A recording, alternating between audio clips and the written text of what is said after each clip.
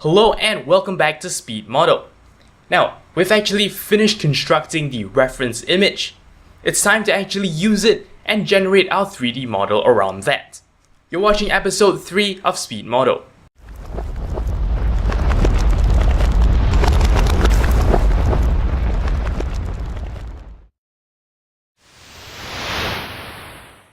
We begin our journey into modeling the character by first importing the reference images into Blender, our 3D software of choice.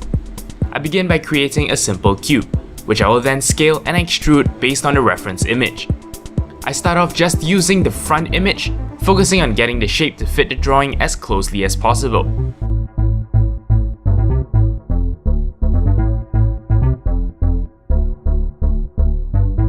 I try to do something fancy, mirroring the shape so as to be able to model both legs at once.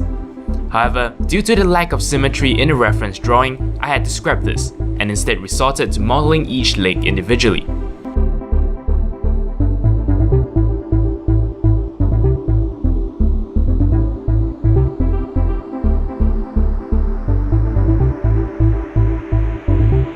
I decided to leave out the foot for now, instead focusing on just getting the whole shape right.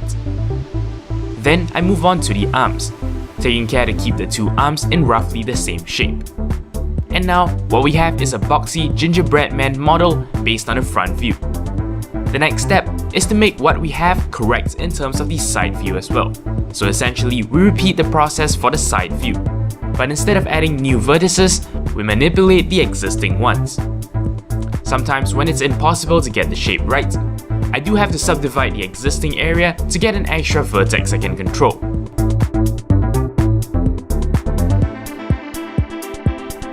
Now, the magic of this modeling technique comes in a subdivision step. The program will basically smooth out the mesh, giving a nice rounded shape. You can see me switching on the subdivision here, just to get a preview of the result. As you can see, things look pretty decent so far, and the shape is recognizably humanoid. Going back to our speed modeling, I decided it's time to set up the head, so I used basically the same technique to draw things out, starting from the front, then continuing for the side view. I got a little confused about where the head ends and where the hair starts, so you can see me fiddling around with that for a bit. But finally, we have our result, both with and without subdivision. The next step is mostly adjustments and repairs, and this consists of mostly fixing the scale of things, as well as to deal with the strange surface artifacts. As you can see, in some places the skin gets pinched together, while in others the shape may appear odd. All this can be fixed with a little bit of trial and error.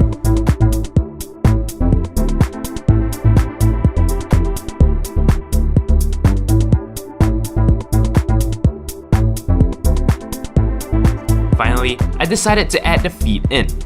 I had originally wanted to model shoes, but I decided that if I was going to do that, that would come later.